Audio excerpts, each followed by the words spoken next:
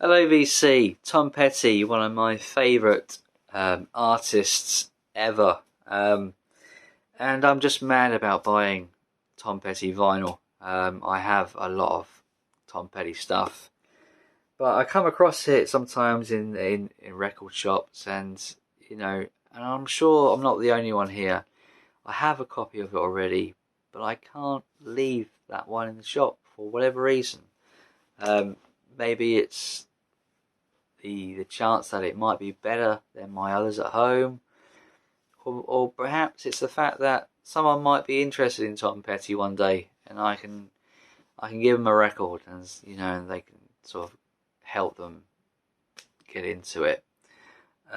Which is kind of like a nice feeling, isn't it? To sort of gift to somebody who would later,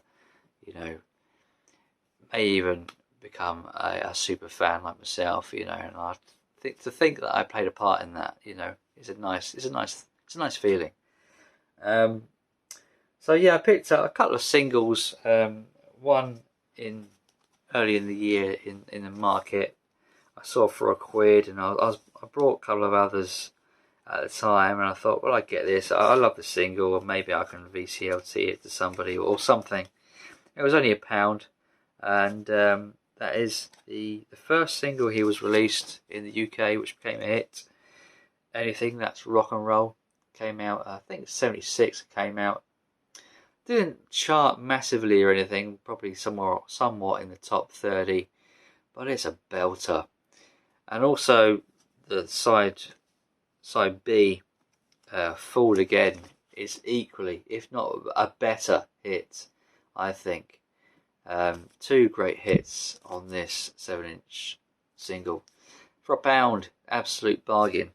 Of course, on the Shelter label back at the time, which was a London label. Picked up this, I think it's a Spanish edition of Tom Petty Breakdown. There is other variations out there, but there's nothing regarding, like, I think a US release with a picture sleeve or a UK release with a picture sleeve. They're all sort of foreign ones, and this was the cheapest. And I have the majority 7-inch singles of Tom Petty and the Heartbreakers. Maybe one or two I don't have, but this was one of them I didn't have. Breakdown. So of course from the debut album. So yes, Breakdown, and side two's got Strangers in the Night. So yeah, nice little one to fill the pigeonholes up with, ones I haven't got I now have. So that's cool.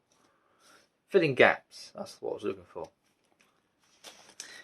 Picked up a copy of the Masterfile series. They had like a handful of albums they did, MCA, which was under the Masterfile series, which was Heartspeed Masters. They're not thought as very good within the sort of vinyl community, but they're all right, but they're not. They haven't got that kind of thumbs up from people, saying that, oh yeah, that's really good Master, because they just kind of fall below the mark in some respect, I suppose, in quality or whatever it is.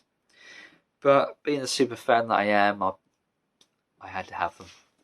So yeah, Masterfile series, mastered at Heartspeed. That's the clear label. These were pressed in Canada, I believe. These are Canada releases only.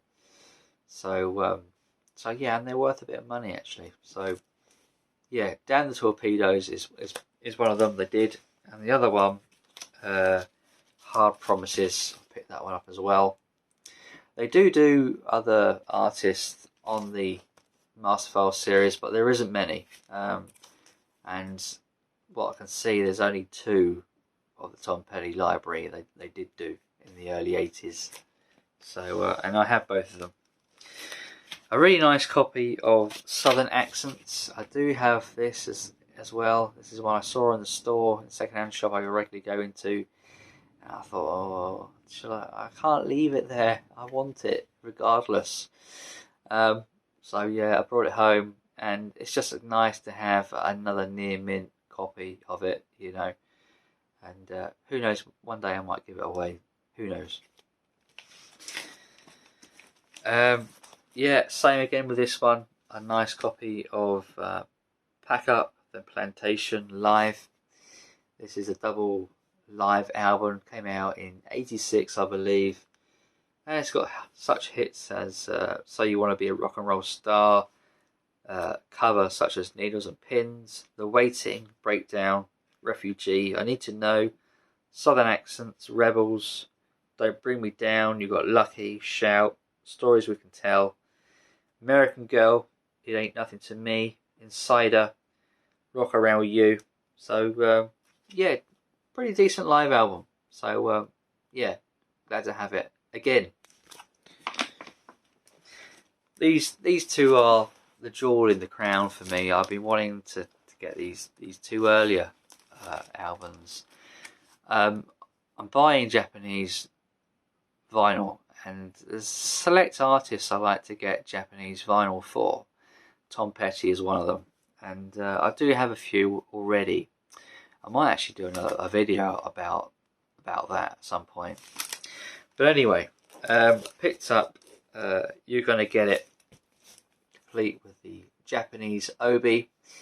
Only thing I was a bit disappointed with is it's a bit faded on here. This should be like red, and it's kind of like a pinky colour where it's sun faded a bit. Yeah, never mind, you know, I can live with that. These can fetch quite a bit of money, you know, to get them imported as well. So I'm not going to grumble.